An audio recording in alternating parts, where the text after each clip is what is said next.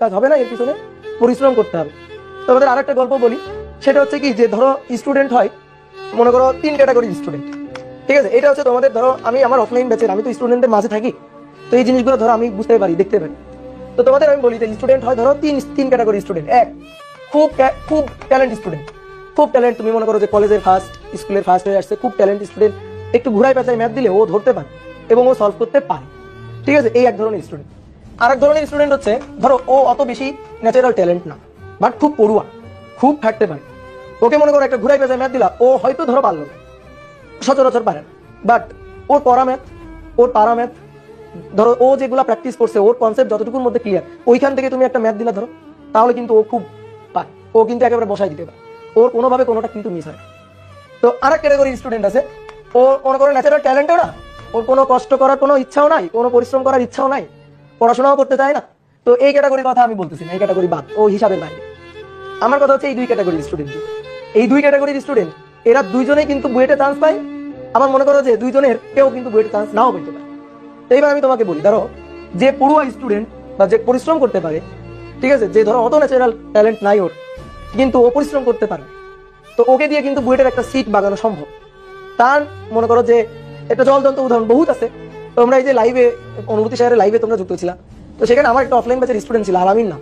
তো ওই ছেলেটা কিন্তু এই টাইপের স্টুডেন্ট, ঠিক আছে? ও মানে খুব বেশি ট্যালেন্ট স্টুডেন্ট অমনটা না, বাট ও খুব থাকতে পারে, খুব পরিশ্রম করতে পারে। তো ও কিন্তু ওইভাবে বুয়েটে দেখো, মানে ওর মানে আশা কি যে কৃষিগুচ্ছতে একটা সিট হলে হয়, কৃষিগুচ্ছতে ও কৃষিগুচ্ছ পর্যন্ত পান চলছে, ধর এখানে একটা সিট হলেই হবে, ওতেই সন্তুষ্ট। সিকিউরিটির রেজাল্ট দেখে সে খুব খুশি হয়ে গেছে, সে 800 কততম হয়েছে, সে খুব খুশি হয়ে গেছে যে না, সে একটা সিট পাইছে, সিকিউরিটি পাইছে, বুয়েট হলে হইলো, আল্লাহ দিলে দিল, না দিল না। তো তারপরে দেখো নির্ভর ভাবে বুয়েটের হলে গেছে, পরীক্ষা দিছে, 241তম হয়ে গেছে। তো দেখো ও কিন্তু কষ্ট করে পরিশ্রম করে, অত ট্যালেন্ট স্টুডেন্ট না, কিন্তু চান্স পেয়ে গেছে। এবার অনেক সময় মনে করো ধরো এই স্টুডেন্ট, এরকম আমার 2-1টা দেখা বহুত স্টুডেন্ট আছে, যে স্টুডেন্ট কিন্তু খুব ট্যালেন্ট স্টুডেন্ট, আমার কাছে অফলাইন ব্যাচে পরীক্ষা দিয়ে খুব হাইস্ট মার্কটার পাচ্ছে, কিন্তু ও কি করছে, অনেক কঠিন কঠিন জিনিসের উপরে বেশি নজর দিতে গেছে, অনেক কঠিন কঠিন জিনিসের উপরে বেশি নজর দিতে গেছে। ধরো আমরা অফলাইন ব্যাচে আমি পরীক্ষা নিচ্ছি, পরীক্ষার সময় এমন কঠিন কঠিন দিয়ে একটা ম্যাথ তো দিব, জাতি পারবি না, কারণ ধরো 300 মার্কের পরীক্ষায় যদি 300 পেয়ে যাও, তাহলে তো মনে করো হবে না। আমি তো 2টা ম্যাথ দিবই যাতে তুমি বেঁধে যাও। তারপরে মনে করো বিভিন্ন জায়গায় ধরো অফলাইনে পরীক্ষা দিলে ওইখানে তো 2-3টা ম্যাথ দিবেই যাতে সে বেঁধে যায়। এখন মনে করো বুয়েটের প্রিলির ঠিক 2-3 দিন আগে ধরো এই স্টুডেন্টটা সে আমার কাছে ওই প্রবলেম গুলো জড়ো করে নিয়ে আসছে, কঠিন কঠিন অতগুলো প্রবলেম, আমি 2-1টা ধরো সলভ করে দিলাম, দেওয়ার পরে তাকে বললাম যে এগুলা সলভ করার দরকার নেই, তুমি বাসায় গিয়ে প্র্যাকটিস করো, বাসায় গিয়ে রিভিশন দাও, 2 দিন পর বুয়েট প্রিলি রিভিশন দাও।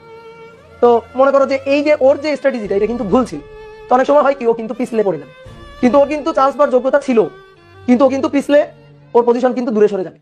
তো এরকম কিন্তু ঘটনাটা ঘটে। তো এই কারণে স্ট্র্যাটেজি ঠিকঠাক ভাবে ফলো করতে হবে, স্ট্র্যাটেজি ঠিকঠাক ভাবে ফলো করতে হবে। তোমার এইখানে হচ্ছে একজন আরেকজনকে ধাক্কা দিয়ে ফেলে দেওয়ার মতো ব্যাপার, প্রতিযোগিতা, এখানে তো প্রতিযোগিতা হবে, এখানে একজন আরেকজনকে ধাক্কা দিয়ে ঢুকতে হবে, সিট কিন্তু লিমিটেড সিট, এই সিটের মধ্যে তোমার একটা জায়গা দখল করে নিতে হবে। কি কথা বুঝছো? তো আমি এখানে একটা উদাহরণ দিয়ে তোমাকে কিন্তু অনেক কিছু বুঝাইলাম, ইনডাইরেক্টলি ধরো অনেক কিছু বুঝাই দিলাম, ডাইরেক্টলি অনেক কথা বলা যায়, কিন্তু ইনডাইরেক্টলি অনেক কিছু বুঝাই দিলাম। এই জিনিসগুলো তোমার একটু বুঝতে হবে, নিজের বুদ্ধি খাটায়, ঠিক আছে, নিজের বুদ্ধি খাটায় তোমার মনে করো যে পরিশ্রম করে যাইতে হবে, তাহলে মনে করো যে একটা সিট তুমি বাগাইতে পারবা, ঠিক আছে?